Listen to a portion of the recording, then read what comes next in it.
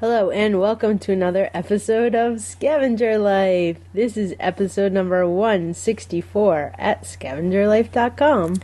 And it's our Thanksgiving special. It is Thanksgiving when we're recording this. See, it's just how hardcore we are. But for us, here's the deal. So Ryan and I have been together for 10 years. This coming November 31st. Month, yeah. And we basically have kind of created our own little holiday tradition where we do not travel during the holidays. So that's the tradition. Like we right don't now, go anywhere.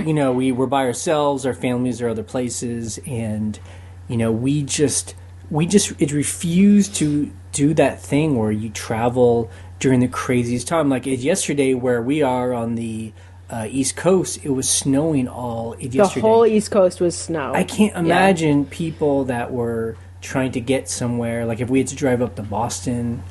Yeah. So basically, we're like holiday scavengers, where because we have this life on eBay where we can own our time, we can do whatever we want. We don't do the family thing during traditional holiday times. Instead, like it's Ryan's mom and sister are coming next week. Yep. So that will be like our holiday, right? And it'll be real cheap for them to get here. It'll be real easy and it makes a lot more sense. Yeah. It's like yesterday must have been insane. I wasn't paying attention to the news or Twitter or whatever, but full on snow all day. I mean, people obviously who have to travel during certain times because of their jobs. I get it. I hope you're having fun with your family, but this is just another example of us being scavengers in our life where, we save its money by not doing what's kind of traditional. Right. And, and it's good. And then we just found out a friend of ours who lives in, it's New York and is going to be gone to visit his family. So we're going to stay in his apartment for 9 days in Manhattan. So for Christmas. Yeah. I mean, we said we don't travel for holidays, but it's going to be like a whole week before Christmas and then like the next week. Yeah, I mean, we aren't going to be out on the roads during the busy days. Yeah, so it's easy. So it's stress-free and it's affordable and it's all good. It's more fun that way. Yeah. And it means, too, that instead of being with family, we have time to be with you right now. Yeah, on the podcast. So we're putting this podcast out later in the week because, like we said, we are starting a new thing where we're taking voicemails. So you can now call in. We have a phone number. This is the phone number. It's 540-407-8486. And nobody answers. It's just a voicemail number. And that's also on the sidebar at scavengerlife.com. Yeah. And just call up and leave a question. And there was actually some people that were brave enough to call in, excited enough to call in. So I am going to play the first one that we got, the very first phone call. Let's go for it. Hey, Jay and Ryan. I was wondering if you ever found an item in the waste stream and sold it, and then later found it in the waste stream again and was able to list it and sell it a second time. Thanks. Our very first. That's our first call-in. It's a good question. So it's kind of like the like, have you ever caught a unicorn kind of question? Yeah. Because it's for us that would be pretty incredible because we would find it in our thrift store.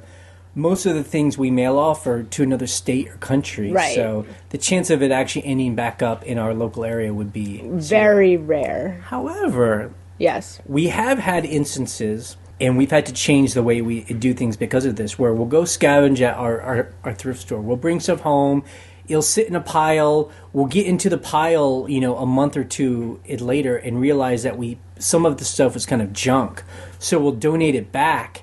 And we'll find it again. And sometimes I've even brought it home again because it's like I have those blinders on. Yeah, you're like, these shoes are awesome. Yeah, and then, of course, we bring home again, and we're like, oh, we gave these up because they have a crack in them. Right, exactly. And it's funny because just the other day at the thrift store, I had this, like, Tassimo coffee maker. And for some reason, we got it at the thrift store. It was cheap. And we're like, yeah, we're going to sell this thing for, like, $50. Could not sell it. It was really big and it was sitting in my office, so I'm like, I'm just gonna give it away. I tested it, and they aren't that popular. Yeah, people just whatever, they'll buy a new one for cheap. And so I wrote on the top in masking tape, works, tested, just so at the thrift store they know. So I went to the thrift store, and I was like, oh my God, it's a Tassimo. And then I saw my own writing on the top, and I was like, oh, yeah. So that definitely has happened to us. And we actually now try to, we don't always are successful at this, but we try, and we have, a pile of stuff that we always donate back. Yeah.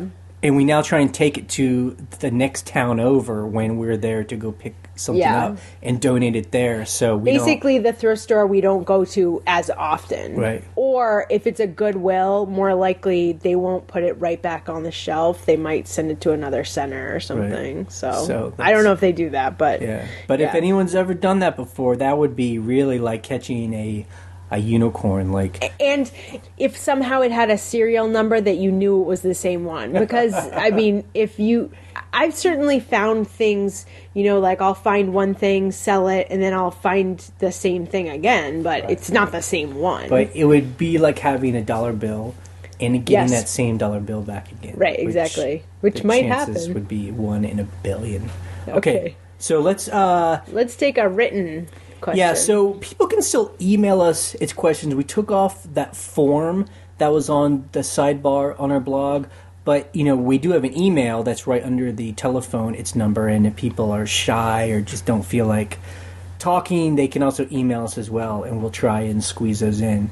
So the first one is from MGR. Yes. And this person asks, if a person contacts me with an offer on an item that I do not have best offer on, do you know if it's okay to entertain an offer anyway outside of the best offer feature? Now, the cool thing is, if you guys have noticed I think it's on all listings, if someone writes to you and just asks a question, there's a little button now that says reply with offer, that you can send them an offer even if you don't have best offer, which I think is awesome. Right. Or even if you do have its best offer, it's the way for you to start the process. Right. So either sometimes people don't understand best offer or they don't know how to start its process. Right. So you can, and actually I did that yesterday where a person yesterday asked me a question about a pair of boots. Yes. And I actually said, I answered the question he asked, and then I sent him an offer that was only $3. It's less than what I had it up for, and he accepted that offer. That's a really good technique that you did that. It was funny because they sold, and it was a weird number. It was like $42. I'm like, I never price things like that. Why did it sell for that much? And you're like, oh, because I sent them a little discount. And I learned that from someone who was on the blog who says that they do that now all the time. He says that he actually does it like 10 cents less or something, so or $1 less. Even if it's a couple bucks, I think that's smart because then you're giving them incentive to just be like, yeah, I'll buy it. But, even beyond that, I mean, that is, I think, one of the coolest features eBay has. It's rolled out. So we always have to talk about when things work well. When things are positive, yeah. But even before they had that, I mean, we don't all have best offer on everything, and someone would just ask, can I make an offer on this? And we would say, sure. And we would either, change the price or add best offer. So, anything goes. I just, you really have to think of eBay as a flea market. It is like a flea market. So it's like you're standing at a table in a football field and someone's coming up to you and it's like time to deal. Yeah, so you've got them engaged. You can do anything you want, And I say this like for weeks, I've been shopping on eBay for stuff for our house and for the other house because we're finishing up over there. And there were some, lighting things that I wanted and, I will ask people, will you take an offer on this? And, sometimes they never write back, so obviously I'm not going to buy from them. But it would be great if they just would be like, shoot me an offer, I'll buy it right now, give me a couple bucks off. So yeah, I think that's a great feature. So let's go to the next question. We'll do an audio question. The next phone call, so we'll go back and forth. So here's the next phone call. How cool is this? I love it. This is Cheryl from Ohio, and I've been wondering how... I know that when you guys went to Amsterdam and did your traveling, you changed your mailing time to 30 days or 40 days or whatever you needed to leave it to. How did that work out? Is it worth doing? We're going to do some traveling to Florida soon and just wondered if it was worth it. So if you could address that on your next show, I'd love it. Thanks so much. Bye. Okay. So yes, when we went to Amsterdam, we were gone for I think it was 30 business days. So it's 5 weeks. So 5 weeks, 5 Right. to 6 weeks. So that's just business days. That's not weekends or holidays. So yeah, it worked out great. And it protected me when people opened or tried to open cases against me later, like item not received. Well, they couldn't because I haven't shipped it yet, and Right. that's made clear. And, and so we've kind of evolved on this. We love to take trips, and we like to keep our eBay store open, and we don't have anyone here to ship For it us, So yeah. what we used to do in other times was we would put our store on vacation. It would still say 1 day handling, Yeah. but we would have it on vacation, and then we would email people as soon as they bought, and Right. it was kind of more like a verbal agreement. Right. And that pretty much worked out. Most of the time, yeah. But people could leave us negative feedback, and there's nothing we could do because eBay would say, because your handling time is 1 day, yeah. you aren't doing what it you say, Yeah. no matter what it you say in the email. So that's Yeah. why we changed the handling time. They told me on eBay, they were like, you have to change the handling time. And the other thing is that we notice is, even if you email them and send them an eBay message, I don't know, some people either don't look at it or whatever. Yeah, there's always it's one person in 100 that just never checks its messages and then gets freaked out. But it's on the a listing itself that we're away that long. And I think too, because people always fight us on this for some reason, or they think we're breaking some kind of boundary or like a rule. Yeah, but eBay allows this, and even though people love next day to get their item, they don't have to. If you're doing one-of-a-kind vintage items, exactly, as we always say. And as long as the expectation is made clear, it's cool. And most people are totally fine with it. I think after we got back from Amsterdam, we had 2 people leave us its neutral feedback because they said it took too long, and Ryan called eBay and fought it and won. Yeah, and I won because they looked back to see the handling time, and they said, yep, these people did receive it within the handling time that you stated. So I was covered. So I got 2 neutral feedbacks, and that means 2 defects removed. Yeah, so we think it's great, and I love it. It just means, though, when you're on its vacation or taking that trip, we're still active. Like, we still have our phones. Yeah, answering people. We're answering people. We have our eBay app, and we're just like, we're still totally involved, and it's still totally fun. Yeah, But it can't be something where you just turn off the phone and you're disconnected and don't do anything. Yeah, you have to be engaged. Yeah. Okay, so the next question is by Shamir. Hi, I have an auction that ended with a winning bid. The buyer has not paid in 8 days. I sent 4 messages to one of them, and he even replied, I'm paying right away. I would like to give the item as a second offer to the user that came in second place. How can I do this? Many thanks. Your #1 listener, east of Cyprus. Wow, so he must be in Greece? East of Cyprus. Yeah, I'm near Greece. bad about geography. Cool. So, you can send a second. We don't do auctions very often, but I have tried to sell things on auctions before.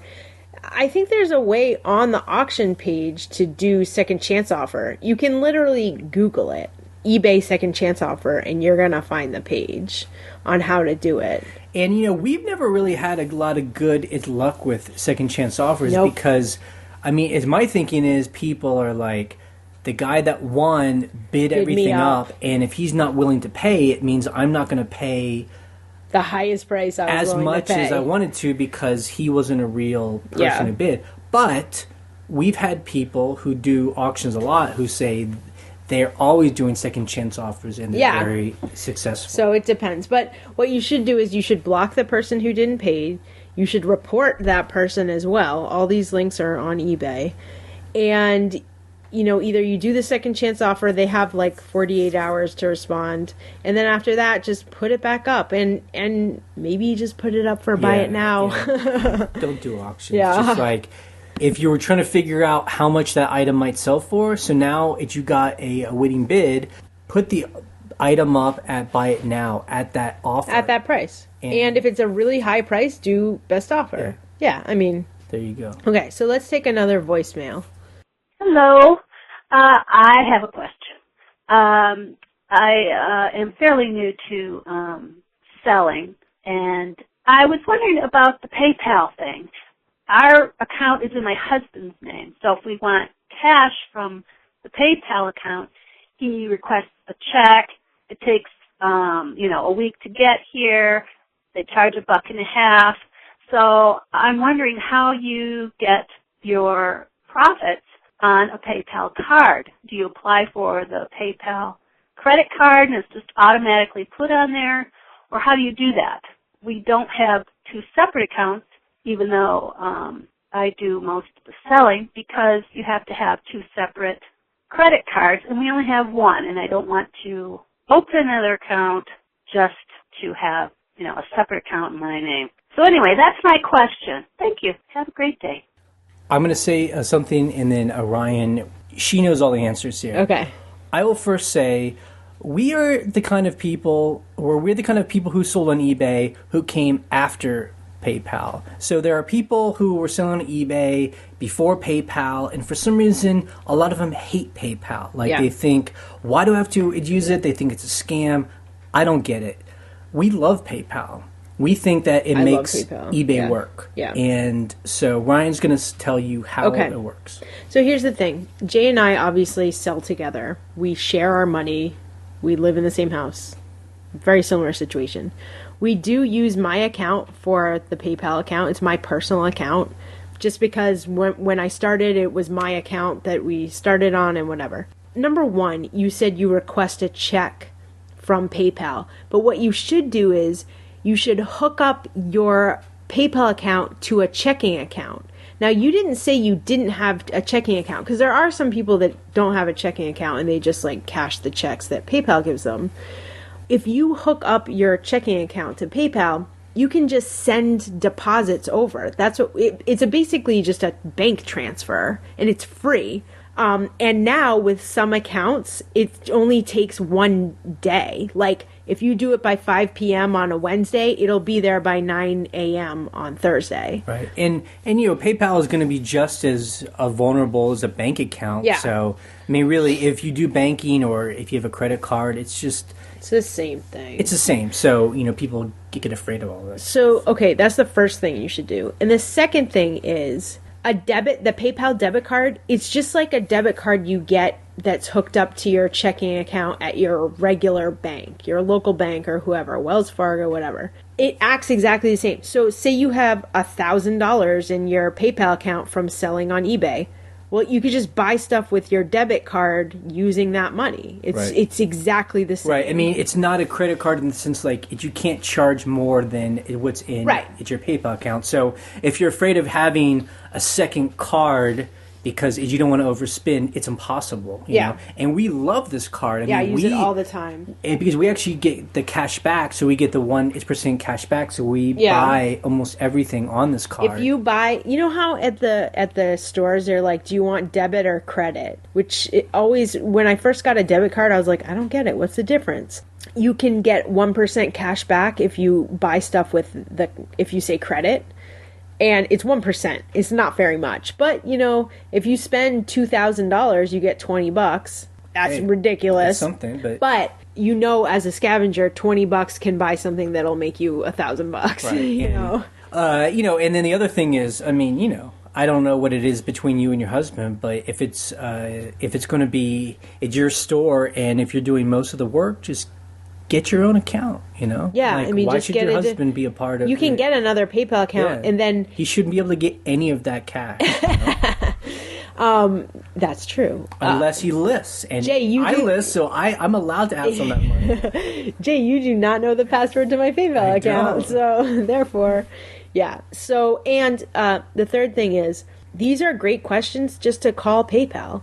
We're just people on the internet. That is my experience of how the PayPal debit card and account works. But, you can just call them and they will answer all these questions too. Yeah. And probably hook you up with a card right then. But if you are going to be serious about doing eBay, it's very important to figure that out and get your PayPal in order, ready. Yeah. And it's also good too. We buy almost all of our inventory on the PayPal card. So, and we use something called GoDaddy Bookkeeping, which actually just sucks in all that PayPal info and then helps us do our taxes because it helps put all of our expenses into, its different categories. Yeah. All right, next question. So someone named Crush on Paris gave me a French lesson because I had talked about a shirt on a video that sold that was called Façonnable, but I called it Faconable because there's like the C with the little tail underneath. And I never took French in school. I took Spanish, so I had no idea. But she said the C with the tail is pronounced like a double S. So like the name of a boy is Garçon. You don't say Garcon because it's not a hard C. It's like a soft like S. Cool. So now I know, and I won't make that mistake again. Yeah, thanks. So let's do a voicemail. Hey guys, this is Tracy Koa. I've been selling on eBay for about 3 years, and I live in Palm Springs, California. Not much of a blogger, way too busy since I'm doing the business myself. The biggest question I have and the biggest challenge that I have is being able to, list. You guys talk about list.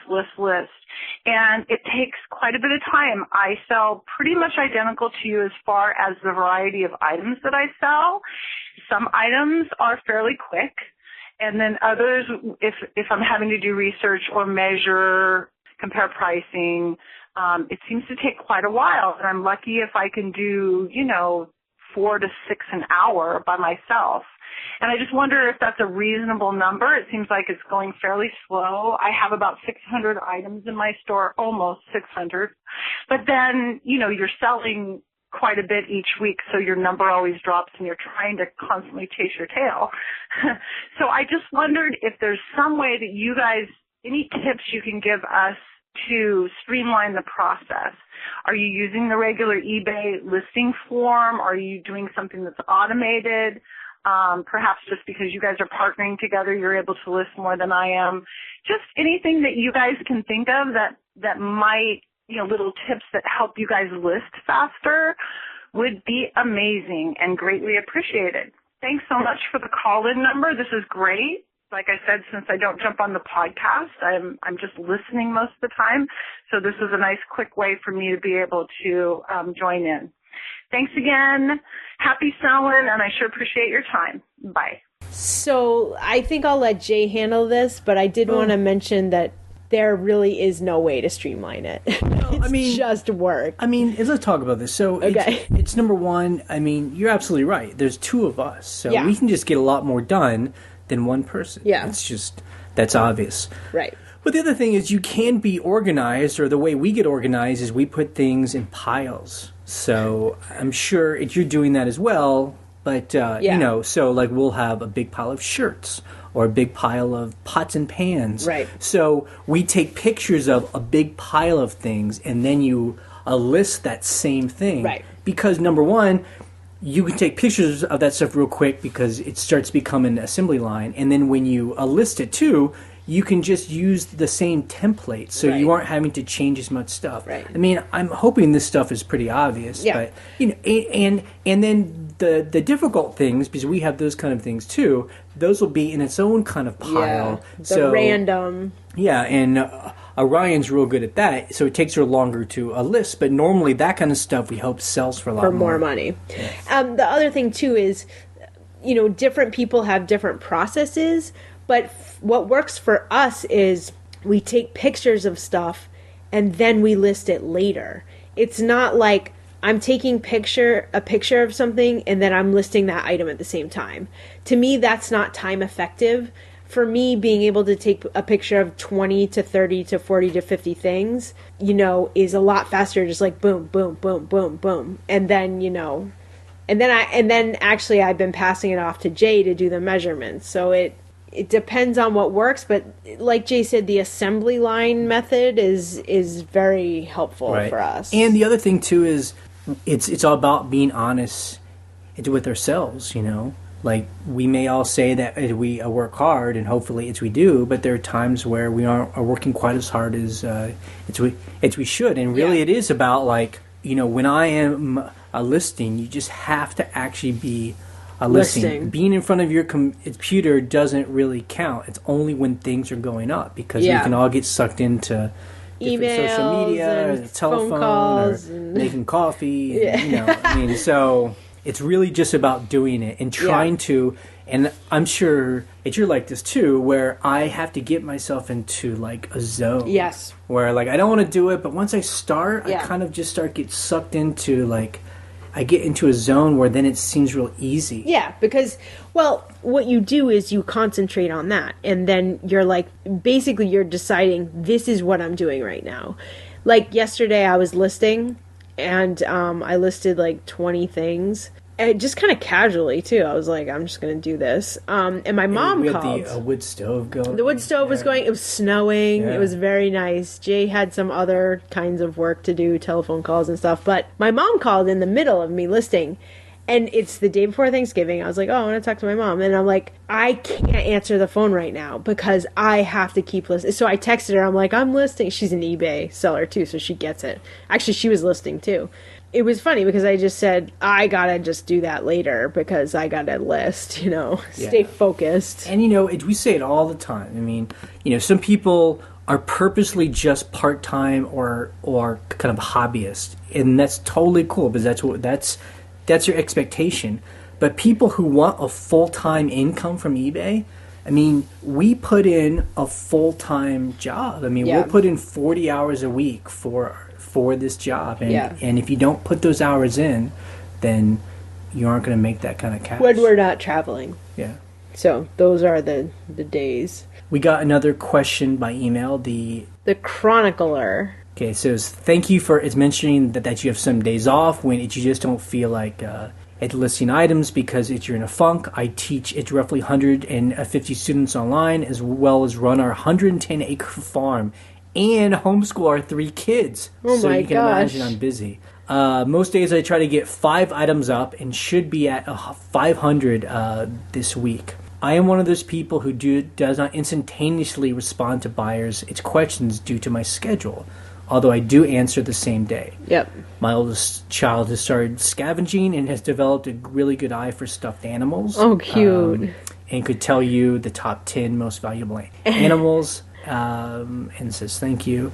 So I don't think there's it's a question here, but it's an interesting kind of it's story. For us, I'm like, my God, like our life is so easy compared to someone like this. Yeah, my God, I feel lazy. Like 100-acre farm and homeschooling kids, and that's the other thing. So we just got talking about it's one person about you have to treat it like a full-time job.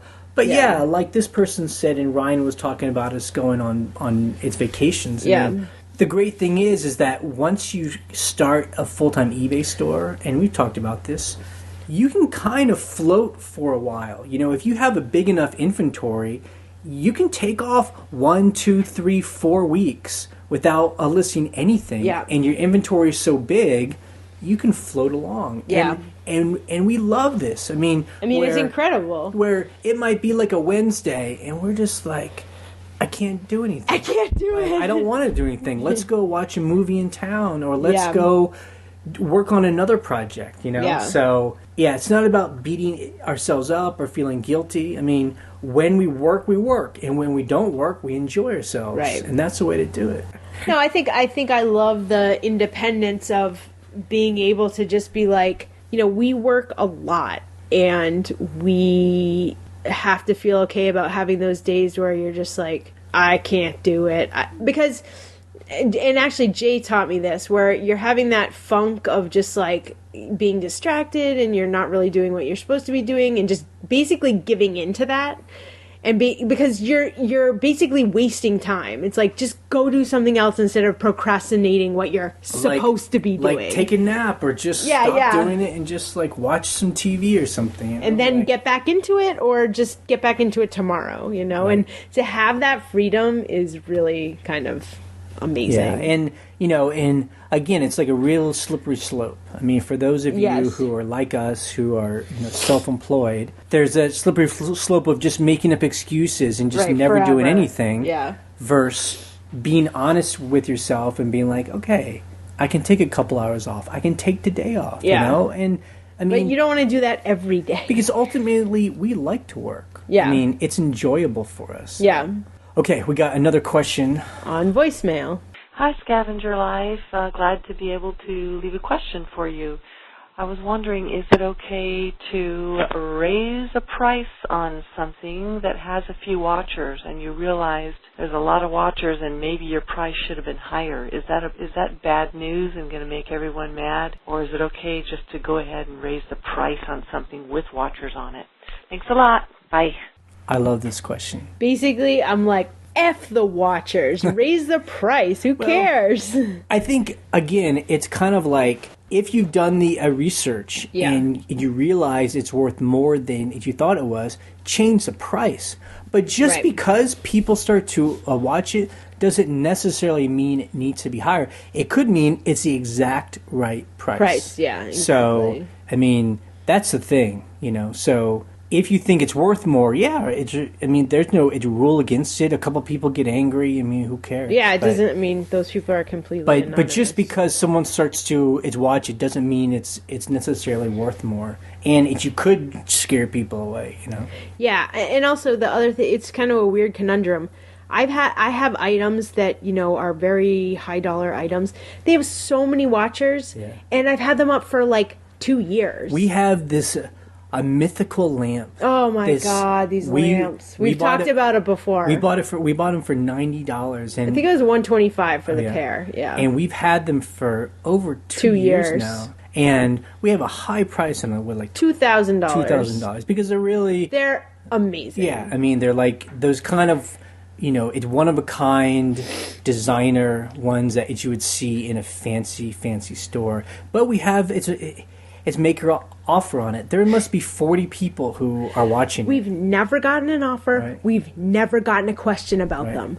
Nothing. Never. No one's ever said anything about them. They're amazing. I'm just like, why? I can't understand it. No one's ever been like, I'll give you $500 for them. Right. If they did, I'd be like, yes. Yeah.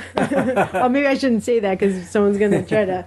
Yeah. But, it's weird. So, okay, so then there's those other items where you put it up, you put a high price on it, and it sells in 10 minutes. It's like... I mean, that's why do the research up do front. The research. Yeah. And then just be willing to hold on to it. Or, raise the price and put make offer. And, I don't think you should be concerned at offending watchers. But you know what? That's crazy. That's why, but it is a weird kind of like equation that has to happen. Yeah. That is never going to be perfect. And that's why some people just depend on auctions because they're just like, let the market. I put it up. I started at $1, $5, and just whatever I get is whatever I get, and that's cool, and it moves. Yeah, that's another way to do it. And sometimes you'll get psyched because there's a bidding war and you get a crazy price, but most times it's going to be opening bid, a couple bucks more. Yeah, and that's good too. Yeah. Okay, so this is a written question by Billy T. He says, or she, I had a store some years ago, and if I remember correctly, my store inventory would not show up on regular eBay searches for that item.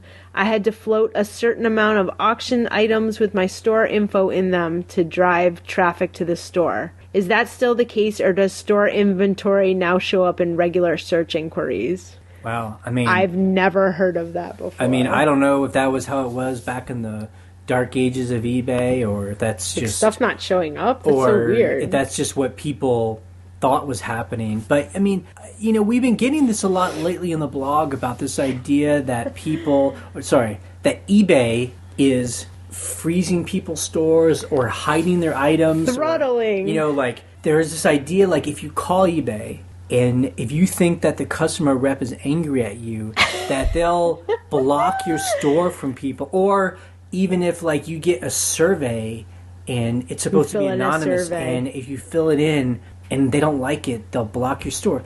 It's so simple.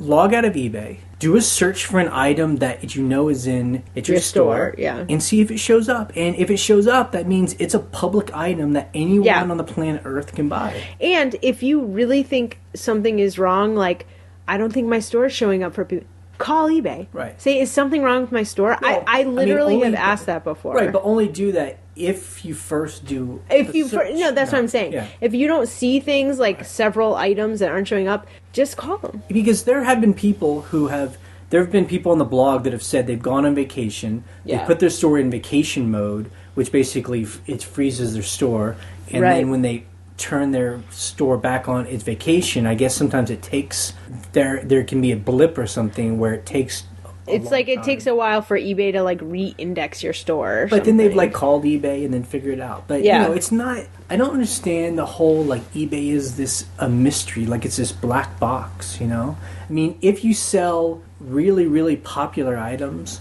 like the iPhone cases that we always talk about, where there's 1 million people selling iPhone cases. Yeah, I'm sure there's like this weird algorithm that you have to try and beat so you can be on the first page of the search, you know, and it has to do with your price and free shipping. And your location. And you know, all that stuff. Yeah. But again, if you're like us, selling more the rare, weird items, I mean, there might only be 5 people that have the same thing. It's weird. Right. I mean, if that. At most, it's probably like 100 people because these are like vintage items. Yeah. So it's never hard to get on that front page because we have good reputations, we price it well, and we have great photos. I mean, I've bought, you know, stuff on eBay where I am so particular with a certain vintage thing or I need a certain size of something. I will load the page. And, you know, I'll do it 200 per page, and there's 1,000 things, and I will go through every page. Right. I don't care if it's on the front page or not. Because if you're selling to people, it's like us that are looking for, like, particular things. You know, it's about style, design, you know, the quality of something. I mean, I will look through everything. I'll look through every listing. If it's like an iPhone case... What's the cheapest one? Yeah, like everyone has the same exact one.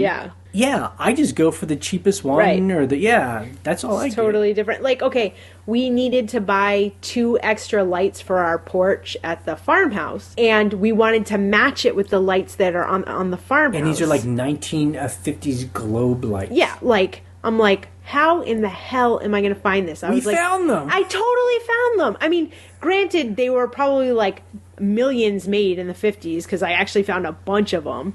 But I was able to find them from a guy who had like refurbished hardware on them. He was like a professional dude. I literally looked through thousands. Right. I was like very particular. And that's the thing I also don't understand about the people who complain about eBay. You know, I get it. Like a CEO of eBay says, you know, they're going to sell only a new stuff or something like that. I mean, I don't think he said that. I mean, if you go to the front page of eBay, it looks like Amazon. It looks like Amazon, where it's like... I'm going to go right now, because it's Black Friday tomorrow. It's always like iPhones and brand new clothes. And purses. Okay, The Gap is on the front page. Countdown to Black Friday. And this seems to make some people angry. But see, for us, I never go to the front page. I go to the search bar, and I try and search for what I'm looking for. And that's how people find us. I do want to say this. There's a bunch of vintage stuff on the front page right now. That is because, and I think people don't think about this too, that eBay is a living site. So when you sign in... I'm signed in right now. If you start to do searches for things, eBay learns that and then starts to show you that stuff. Yep. So because we search for a lot of old items, that's what starts popping up on our front page. So again, I just think like... You know, instead of us wasting our time trying to figure out what the head of eBay is trying to do, we just make sure our items look good, have good keywords, are priced well, and we have its reputation. That's why we keep selling stuff. You know? Yeah. So we're going to play one more voicemail, and it's not a question, it's kind of a comment, and it's perfect for it being Thanksgiving right now. So let's play it. Hi, this isn't so much of a question, but actually it isn't a question at all. I wanted to thank you guys. At this Thanksgiving, I'm thankful for all the wonderful advice you give. I've gone from making a few $100s a month to making over $4,000. That's gross, not net. A lot of it is due to you, your advice. I follow you guys obsessively. I do what you suggest. I experiment. If you guys mention something, I look for it. I'm aware of it. It has made such a difference in my sales, and I want to thank you for that. Keep on doing the good work. I'm hiding and lurking and watching and listening and learning, and it's all a learning experience. I hope it gets a little bit easier. It's a lot of work. Have a great Thanksgiving. Goodbye. That's so sweet. What a nice message. Yeah, and we only wanted to play that because, number one, we love to hear it's numbers, that someone went from a few $100s a month to 4,000 gross. And that's totally possible. Yes. Once you kind of figure it out and put a work into it. Yeah. That's great. And the other thing that we love is, we have a cool community on the blog. It's good to hear that there are other people out there that don't feel like communicating and all that. It's so good to hear that there's still other people out there, figuring things out as well. And that's great. Experimenting. And, we're also, not to be too cheesy, but we're also grateful, too, that, when we started this blog with Mikey and Wendy, we really just did it because, like we always say, we were just kind of like feeling really isolated, working at home by ourselves, and then we had Mikey and Wendy, and we were just like, let's see who else is out there. And it's just been cool. It's been, 2 years now? It's going to be 2 years in March. In March. Yeah, I think it's March. So it's cool that, we've been able to gather a good, positive group of people, and we love to fight back and forth sometimes in a way, but, that everyone kind of keeps it like pros, Keeps it positive. Yeah. The positivity. Yeah. Cool. So we hope you guys are having a good time, whatever you're doing today, whether you're eating frozen pizza, which is what I ate for Thanksgiving. And all this weekend, we're going to be taking pictures of the piles of death we have around our house. So. Yeah, so hopefully you guys are doing that too. Yep, cool. All right. Bye.